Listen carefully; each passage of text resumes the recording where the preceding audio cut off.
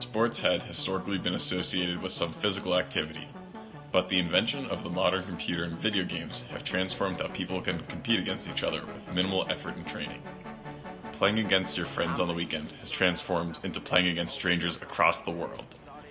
As a result of increased competition and skill level, competitive gaming organizations started emerging at local, regional, national, and international levels. Initially, the event only happened on a small scale, with bragging rights as the only reward. But now, tournaments have millions of concurrent viewers and equally as much for winnings for the competitors. This is the rise of esports. It's Donkey Kong, the arcade sensation. In the past decade, the rise of esports has become an insane cultural and economic phenomenon. The industry has boomed to new levels and continues to grow rapidly. But the games began actually as far back as the 1980s with the invention of Donkey Kong. The innovative new game and its tracking of high scores sparked a nationwide competition. In the 1990s, fighting games like Mortal Kombat and Street Fighter did the same. In the 2000s, Halo was acclaimed for its tight gameplay and team battles. Yet, it was the growth of the internet that finally changed everything, linking people across the world to battle in all sorts of games. Today, the biggest esports are Dota 2, Counter-Strike, Overwatch, League of Legends, and Smash Brothers. And when I say big, we're talking millions of dollars in revenue. Esports are being viewed by millions of people, bringing in ad revenue and merchandise deals across the board. Streaming is another big part of why esports have become so popular. Free streaming platforms like Twitch host gamers that have a consistent base of followers, but they also then host large esport tournaments. Forbes, one of the world's most prominent business magazines, recently profiled the most valuable esport companies. League of Legends franchises are being valued at $50 million, while Overwatch franchises are evaluated at $80 million. Their value has increased as their viewership has increased as well. The number of esports viewers reached 165 million in 2018, which translates to year-to-year over growth of 15%. Esports revenues will grow 38% this year to $906 million and reach $1.65 billion by 2021. The booming industry has gotten the attention of investors who are purchasing esports teams, building them training facilities, and supporting them as they try and win big cash prizes at competitions. Investments are not coming in just from companies, but also from celebrities. Drake is one of many celebrities to recently announce that he will be investing in 100 Thieves, one of Forbes' most valuable esport companies.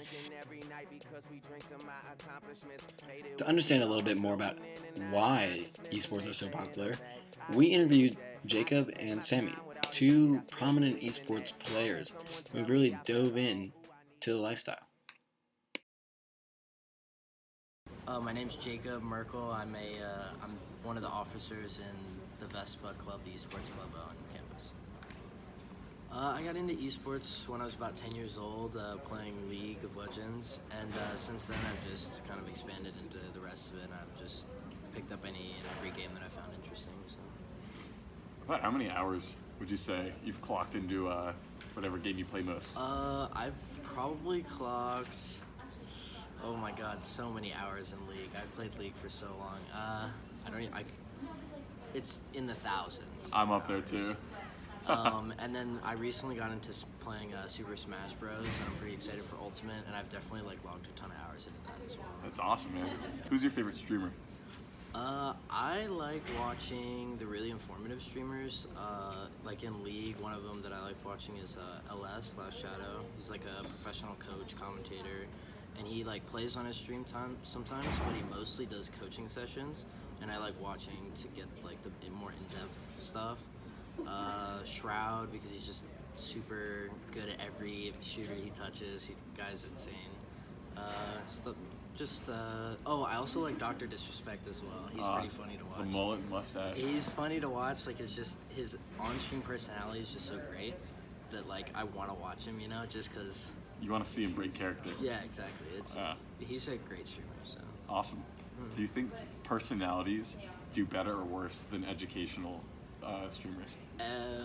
Definitely the personalities do better, mostly because most people are there for the entertainment value, not the I want to learn something. And so, you're gonna go and watch Ninja because he's super good and he's pretty funny. You're gonna go watch whoever is really good and has a big personality on PewDiePie and League. People watch those kind of streamers more than the more educational that I like. Gotcha. How did you get introduced into the world of esports? My best friend at home introduced me to League, and he picked it up at some computer camp, computer summer camp he went to, and then we started playing. And as we kept playing more and more, we got into more of the esports side, and we discovered the esports side of games. And then since then, I've just gone deeper and deeper into it. Sick. So, yeah. What is the best feeling that you get whenever you're gaming? Definitely one of the best feelings is I play Mario in Smash 4, and his forward air spikes people. So if you hit it in the correct spot of the hitbox, it shoots him straight down off the stage, and it's such a satisfying. It's a one shot. That's insane. It's just so satisfying to hit it because it's really hard to hit, but when you hit it, it's just a great feeling. This is really sweet.